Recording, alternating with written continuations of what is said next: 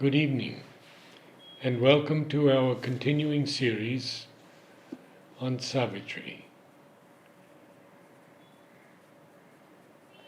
We are in Book 2, the Book of the Traveler of the Worlds, Canto 10, Kingdoms and Godheads of the Little Mind. And in this series of explorations in Savitri, we are graced with Alok Pandey's presence. Namaste.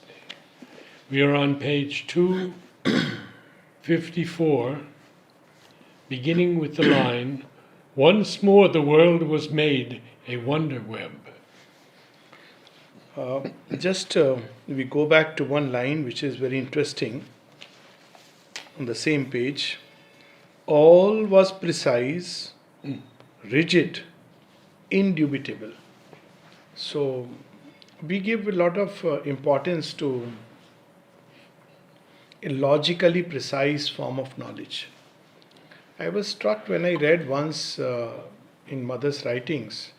She says you should be careful about it if you explain Sri Aurobindo in a way which is very clear, logical, and precise. You would form a kind of a religion because in the human mind it takes a form, which is the rigid form. Whereas truth is not like this.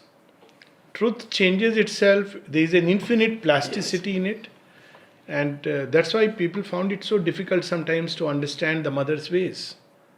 To one person she would say one thing, the next moment to the same person she may say something very different. And Amal Kiran recounts that incidents where regarding Savitri changes, where at one point she said, I won't allow even one comma to be changed, and she used the word maroon. Yes. And later on, when Amal Kiran went and once again pleaded his case, he said, I'm not a moron. Whatever the details are, that's not important. And she agreed. Now Amal Kiran makes a very interesting observation about it. He doesn't say this way that, earlier she had not heard or, she had not probably, I couldn't present with clarity, nothing. She says he responded to the state of consciousness. So when I had gone earlier, I had gone with a state of consciousness that I know it, and there was some degree of even a pride and an arrogance mixed with it. And next time when I went, it was with a very genuine inner feeling that Sri Aurobindo should be absolutely, presented in without anything else. And she agreed to that. So basically, we understand by truth something which is very, very cut out neatly. And that's one problem people have even, when they try to understand the Gita. They want a very clear formula of do this, don't do this.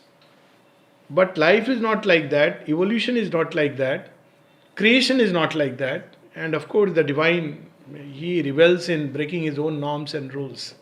In fact, at the highest level we discovered there are no rules but habits. Mother speaks today, we just read about knowledge. Yes. And how the yogi or even the supramental being can't put it in consecutive order because it's totality. Yes, it's a simultaneous vision. Exactly. Whereas when we speak in a successive way. That itself falsifies. Right. Human language is not meant to, express that truth. So this is how reason tries to understand. Mm-hmm. The second thing which we are seeing, which we read in the passage earlier, that Sri Aurobindo is not belittling reason. Sri Aurobindo is showing its place and its limits. Now, reason depends upon the senses, and the senses are form makers in a certain sense. They're not form maker in the original sense of the powers, but they define the form, because senses will limit how much we can see, what frequencies can touch us, and according to that, we create a form based on these senses. Now, so the role of reason and the senses is wherever you can measure things, even though that is limited. But there are a whole lot of things which cannot be measured and which are subjective. But again, Sri Aurobindo reveals that the subjective At bottom, everything is subjective. It is the subject who is experiencing things the way it is being experienced. So subject has brought out of itself ways and means and faculties through which it experiences itself in the highest sense. Because there is no other subject. From the divine point of view, there is only one. But reason creates a trenchant divide between a set of things which are objective, which can be grasped by the senses, and it calls them concrete. And a whole world of things which are subjective and normally doesn't interfere with that domain. That's how the Descartesian, that things belonging to the realm of religion and things belonging to the realm of science.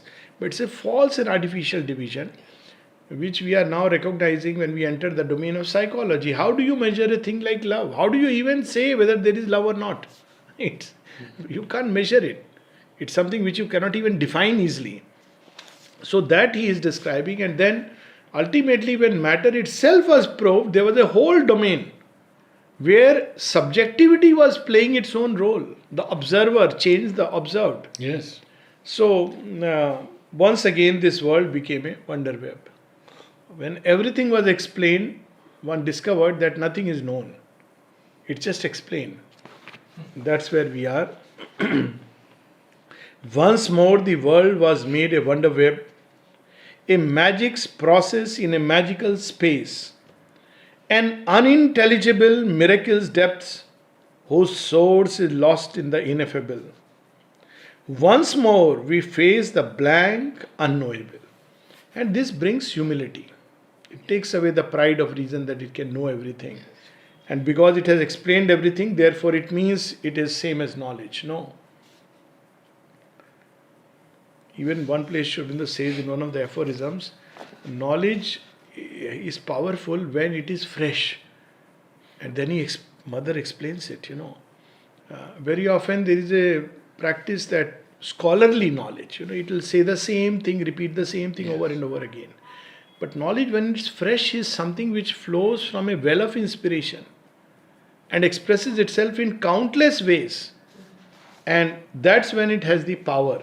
It can transmit an influence of the state of consciousness. In a crash of values, in a huge doom crack, in the sputter and scatter of her breaking work, she lost her clear, conserved, constructed world. There. Yeah. So, the quantum world and much below, the subatomic, and God knows where it will end, the particles. A quantum dance remained, a sprawl of chance where particles are jostling in possible space. We don't know. And in energy's stupendous tripping whirl, a ceaseless motion in the unbounded void, invented forms without a thought or aim, necessity and cause were shapeless ghosts, matter was an incident in being's flow, law but a clockwork habit of blind force. It's very interesting that this dance of energy has been, more or less, there are scientists who have begun to think along those lines. That's it, one stupendous dance of energy. But and there are many, I use the word spiritual apologists, who want to hold on to some scientific theory to explain. Like, look, Einstein discovered relativity. That is what our yogis had discovered. And when this letter was sent to Sri Aurobindo, he said we should not try to, bring them together like this. What yogis have discovered is something far deeper, and that is consciousness. You have discovered at the material level that there is a dance of energy which creates forms. But this dance is neither confined to the material universe, nor are forms confined to material universe. And when we go beyond all the possible shades of energy and all the possible forms mounting in a hierarchy from the most material to the subtlest, then you have a state which is beyond forms, the utter formlessness, which are nothing but states of consciousness. So it's a far, far way to go, and we should not be in a hurry. But often people use this. Look, we have discovered energy. Look, this is Maya. Our ancient rishis said so. It's trivializing both. Yes. It's trivializing the rishi who made far profound discoveries and trivializing the scientist who at the end of it says, all my work you have declared in one word, Maya. So, And he uses the word tripping whirl. yes, It's, it's I think more related to the energy, I think so. where it just suddenly escapes into a void and suddenly it appears again. So it's a tripping. We don't know where it goes. Yeah. We don't know how it appears. Where is it Yes. come from? Yes. Ideals. Now there is a practical side to it, not just the scientific practical. Scientific practical, he uses this Maya for tremendous purposes. Even Asuric Maya is very powerful. It can create worlds. It can create illusions. It can give a lot of weapons are born out of that. So science has used this power of Maya at the most material level in very powerful ways, both good and bad. But the problem is that if we think about just reason as the highest, and then we devise all these ideals, ethics based on this power of reason, they itself begin to collapse, because if there is no basis, sustaining basis, no underlying permanent reality or something known as truth, then all our ideals and ethics collapse. This is the big challenge. Ideals, ethics, systems had no base. That's why in Indian thought the base is called dharma. It's not logic or rational, it's dharma. Dharma is something which is eternal. So there is the Sanatana Dharma. There is an eternal truth which is underlying the universe. And the more we align with it, the more. Now here we have a basis for ethics. If we align ourselves with this eternal law of being, which is an evolutionary law, then we are going with the being's flow. When we don't align with it, then we are, even if we are rationalizing our actions or seemingly doing the right thing, still we are not aligned. It's like, to leave your parents for a higher spiritual pursuit. What Buddha did. Is it right or is it wrong? From a certain ethical standpoint, it is not the right thing to do. From dharma point of view, he did something which was absolutely in tune with dharma. Because that is the cry of his being, to discover a greater truth. So when he does that, he is following the law of dharma. Or we take an opposite side, a completely different context where Arjuna has to fight a battle, and so is Karna and other warriors to fight. And the Karna and the other warriors are equally justified. They are saying, it's our kingdom. And why are you attacking us? Actually, they are the ones who have first outcast them, but that is not the issue. The issue was not at all that, whether they are justified morally or they are justified morally. Both had their own justification. The issue was that India had to be at that point of time united into a single kingdom. A nation was being born. And the basis of this nation has to be not force but wisdom, which the Pandavas embodied. If anybody in the Kauravas could embody it, Krishna would have allowed them to take over. So, again we see a totally different aspect, unlike Buddha where he is withdrawing from the world and it is dharma. For Arjuna, it is perfect dharma to engage in that battle. Because through it, a nation will be born and truth will have a chance to survive, like the allies and the Axis powers. But people may say, why Sri Aurobindo why he had to take sides? He took the side of dharma. This is the beauty of all this. People Christ also said, yes, and leave your family, follow me. Yes, and it's very important because sometimes people say, why did Sri Aurobindo support Churchill, who was not a very good guy? Now, it's not about being good guy or bad guy. Churchill had his defects, his vices. It doesn't matter. It was not about Churchill. He was not supporting Churchill or England or anything. He was supporting dharma, which if the allies won, there was a chance for dharma to survive, or at least it never can be destroyed, but at least the pathways of the evolution of dharma can remain open. Otherwise, they will be blocked for millenniums to come. So, but if we take a purely rational argument, then you can justify either ways. And at the end of the day, if you take a scientific view of the world, then there is no rational, no logic, no basis of ethics and ideals, because it's all matter. So he says ideals, ethics, systems had no base and soon collapsed or without sanction lived. You can say, like Bertrand Russell, Yeah. but it doesn't have a real sanction from any deeper truth. Good of humanity makes no sense because then it's all matter. Humanity is nothing but a chance product. All grew a chaos, a heave and clash and strife. Ideas warring and fears leaped upon life. A hard compression held down anarchy, and liberty was only a phantom's name. So, at the rational level, because we have seen each idea can use it as its brief. See, this is happening now. You take the worldview of those who are, let's say, more liberal in their approach, wider and progressive, as the word goes, and they have their logic about how the world should be. Take the worldview of the terrorist; he will have his own justification. He will say, "I am the one who has been oppressed, and my voice." Whatever, he will have his own justification. So, at the rational level, you cannot find the reconciling truth between ideas. The reconciling truth can only be found in a higher synthesis, which is where the supramental comes to play. Otherwise, they will always war. Democracy has its own advantages and disadvantages. Dictatorship has its own advantages and disadvantages. And it's very difficult to rationally arrive at a point of synthesizing them. But in the higher, greater mind, it can be done. So he's showing the limitations. And liberty was only a phantom's name. How can there be a liberty when everything is bound to matter's laws? Yes. Where is liberty? It's only a talk about liberty. Creation and destruction, worlds enarmed on the bosom of a torn and quaking earth. Look at this line. It's Harihar, Shiva and the great preserver dancing together. Creation and destruction.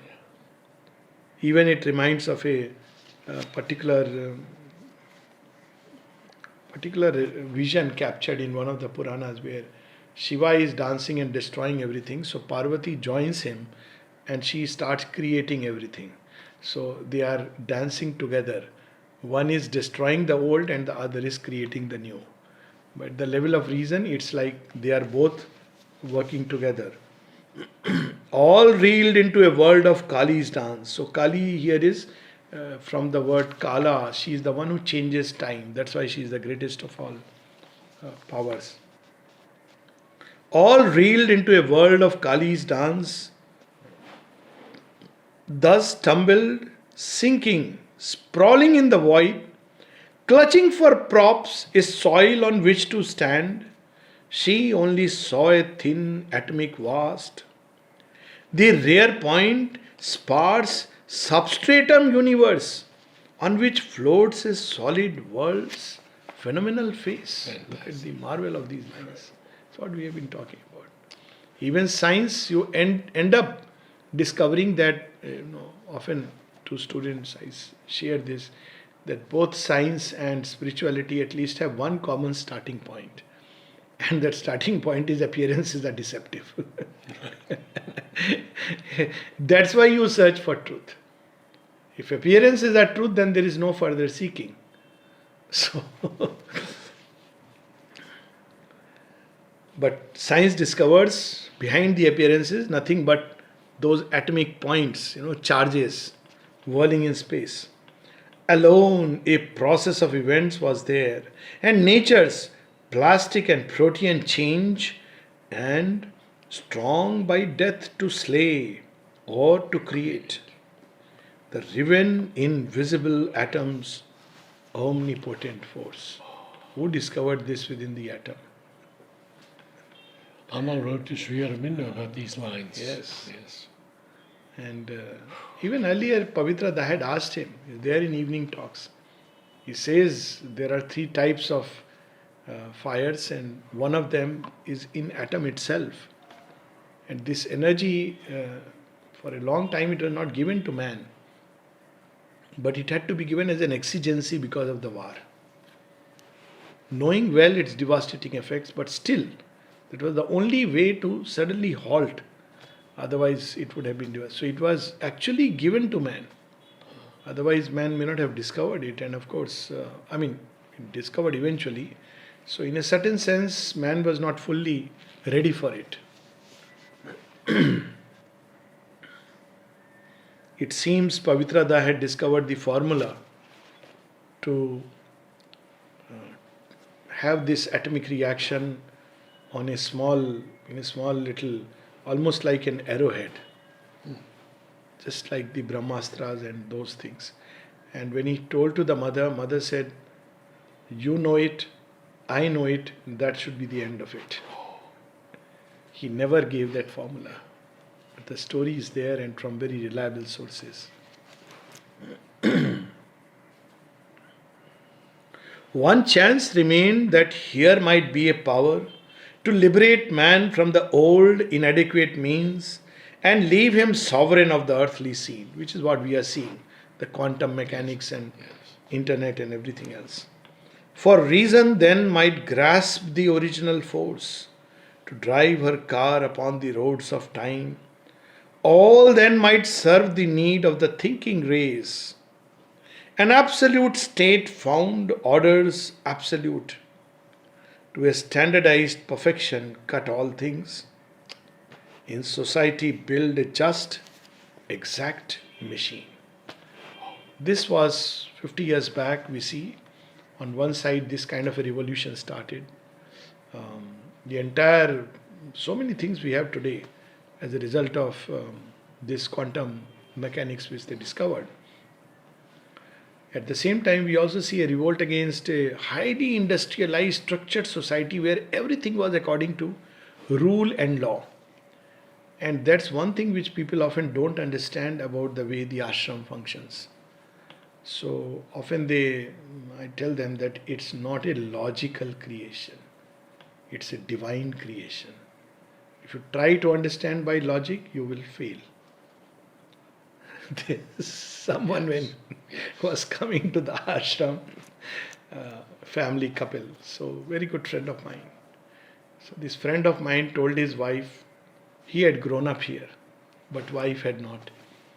He told her two things. He said, "See, I am telling you we are going to ashram to live for good, but two things I must tell you. One, do not question anything and do not try to understand anything."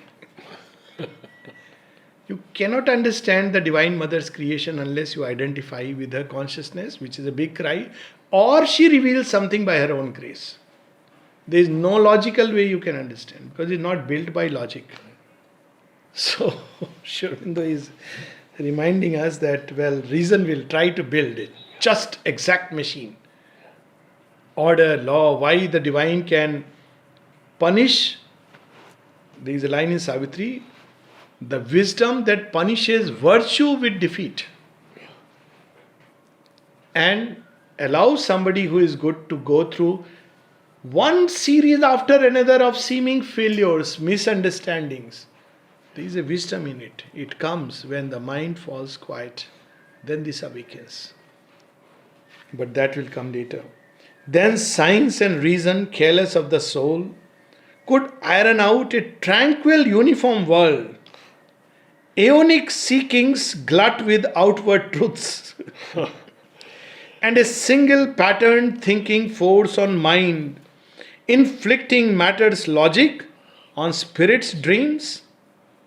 A reasonable animal make of man and a symmetrical fabric of his life. This is how justice operates. Justice operates by this is the crime and this is the degree of punishment, and it's the same for all. But divine justice in the world doesn't operate like that at all. It's very strange. Orwell in 1984, totalitarian government. Yes. Divine justice operates very strange ways. There would be somebody who is declared a sinner. The other day we were talking about, see St. Augustine's story. Yeah. What is his merit? To be exalted to what levels of, I read some of his prayers. It's amazing. So much laced with a psychic urge. When you look at his life, pre-35 years, It's unimaginable. Shobinda has also used the word. How the divine grace can come? It doesn't follow a logic. With him, certain tendencies are being exhausted. With someone else, he is beginning to experience those tendencies. See, a world of difference. Yes. With Pranabdha, I remember once mother told him, you could have been. It's not that you don't lack intellectual capacity. Some people used to think, oh, he doesn't think much. But mother said, it's not true. You could have been, but you took this challenge of working on matter. That's why he has completely identified his consciousness with matter. So otherwise you could have taken that path. But you have taken this, which only the divine can see and understand. There was another person who was an alcoholic. And someone asked mother, why you are keeping him here? She said, if you would have gone to Himalayas, he would have been a great yogi. This problem he has taken upon himself and I am working upon him. Now, these are the ways of the divine. Somebody would say, where is justice? To another person, she will turn away. You are drinking alcohol, leave and go. There is a third person whom I know who still is, two persons, brothers. Dadas, so strong and disciplined. His brother, he tells me, oh, you people don't know the mother. How wide and liberal she was. She would give me money to drink alcohol. But she used to say, take it quietly in your room. How will you understand this Leela? Of course, you can understand it outwardly also. That when she takes care of one, she takes care of all who are connected, when there is a child who is open. Also, she understands the unique difficulties of each one. And third, a very practical level, that you please don't go outside and scandalize. But look at her ways. To Dara, she would give pocket money to pick up his smoke. But in the ashram, smoking and drinking are not allowed. How are we to understand this logically and rationally? We cannot, because there is a deeper truth which sees things. They are each one's own evolutionary law. That's why it's called dharma. There is no other word which can explain it. The mother says that in one of her talks, she says, there is no other word which can explain the divine law or completely capture it except dharma. She says that. No other word. And there are so many examples in the ashram. So many you said. are ways, and which will look like irrational, self-contradictory, but it's not like that. There is a deeper truth. This would be nature's peak on an obscure globe, the grand result of the long ages' toil, Earth's evolution crowned, her mission done. That's why we see even the highest values of the old world have collapsed. And whenever there is a change of age, this happens. In Mahabharata time, the highest values were embodied by Bhishma and Drona, on this side by Arjuna, Vidura. None of them helped. Yudhishthir, none of them helped. Because Sri Krishna was bringing something new. Same thing we see during Christ. That's why the Roman Empire felt threatened. Exactly. By whom? I mean, if you look at it, what is his power? Yeah. But they felt threatened because he brought in a completely new value. He started liberating mankind from slavery to his own ignorance. And they just didn't understand. They thought freedom means my own kingdom is in. Of course, your kingdom governed by ignorance and falsehood is in danger. Yes. That was the power he brought. Same we see with now Sri Aurobindo and the mother bringing in completely new law. So might it be, and now comes the punchline, so might it be if the spirit fell asleep. The divine does not want that kind of a symmetrical fabric of life. That's very clear about it. It won't be divine creation, but another rational creation, sattvic society, which have existed in the past but have collapsed. Because they move within limits. They are not evolutionary. After a while, they standardized everything. And then they collapse. So might it be if the spirit fell asleep, man then might rest content and live in peace. Matter of nature, master of nature, who once her bond slave worked. The world's disorder hardening into law.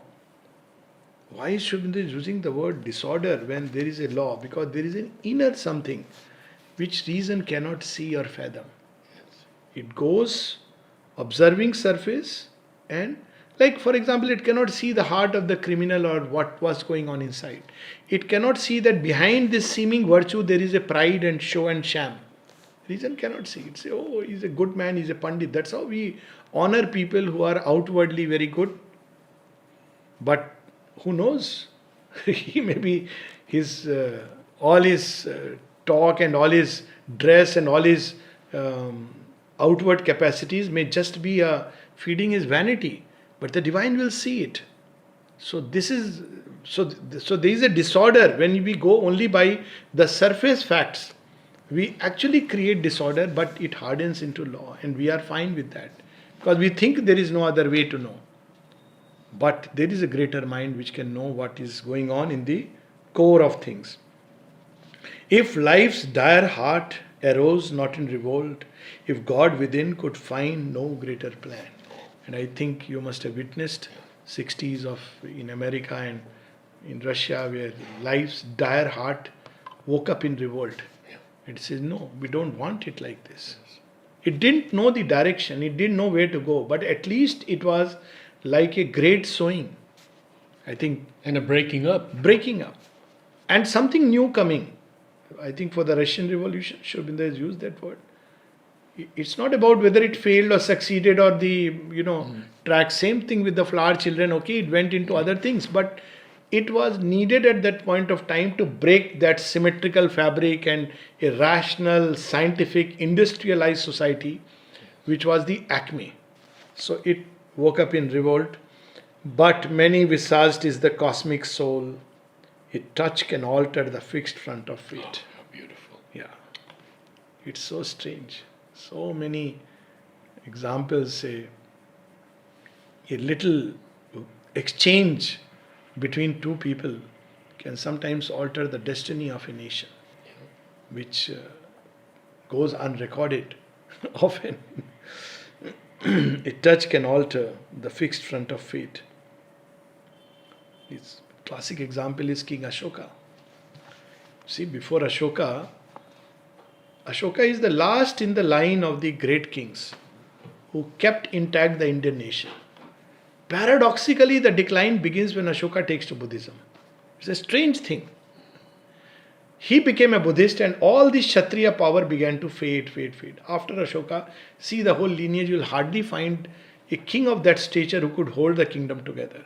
And things began to break apart. There was a tendency towards monastic life, withdrawal, and ultimately, what all one had to go through. And otherwise, we have another example also, how a small little meeting can change the whole destiny. A sudden turn can come, a road appear, a greater mind may see a greater truth. Or we may find when all the rest has failed, hid in ourselves the key of perfect change. This is where. How he ends it like that. At the end of the day. Yes. This is the lesson people have to learn in a divine creation like the ashram. As long as you are looking for the change from people, outside, machinery, administration, it won't work. And Mother has said that. She has said that what is the solution? Go back within, change yourself. To the extent you can change yourself, you will help the change outside. But very difficult for human impatience to understand it. No, I want it instantly. I want to see it with my own eyes in my lifetime. Then, well, if you want to see in your lifetime, then please become with a jhanda, an activist in AAP party. That's what somebody had asked me. He said, no, I want to see something tangible immediately. I said, then join the political party. That's the only thing you can do. But how long that change will last, and when you join, you will soon discover the many cracks which you don't know now. Or we may find when all the rest has failed, hid in ourselves the key of perfect change, ascending from the soil where creeps our days. Earth's consciousness may marry with the sun. Our mortal life ride on the spirit's wings.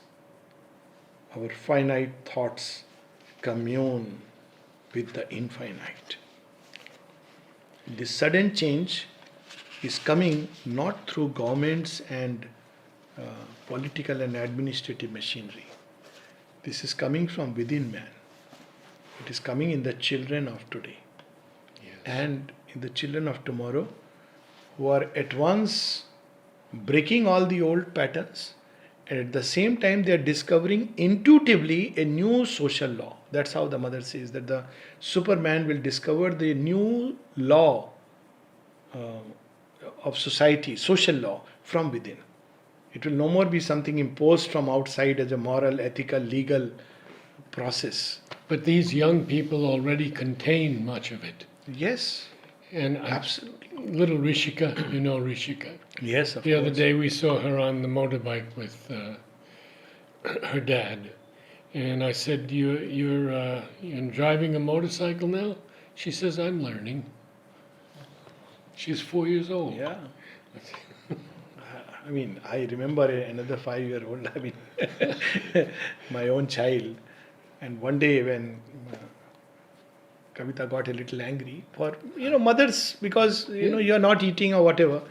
He says, if next time you get angry with me, I'll go back to the world from where I came. How a 5-year-old child can speak this? He cannot explain all this today. Yeah. But he said those words, I'll go back to the world. World is not just this. World from where I came. How children can speak like this?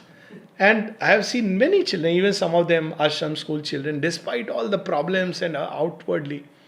One of the girls was doing a project on love. So she had come just to take help, and 15, 16-year-old girl. And I just asked her, okay, but what are your thoughts about love? Because you have to start from the near to the far. So I just asked her. She said, well, I think there is nothing else in creation except love. I said, that is the farthest limit. I haven't gone beyond it. You don't need.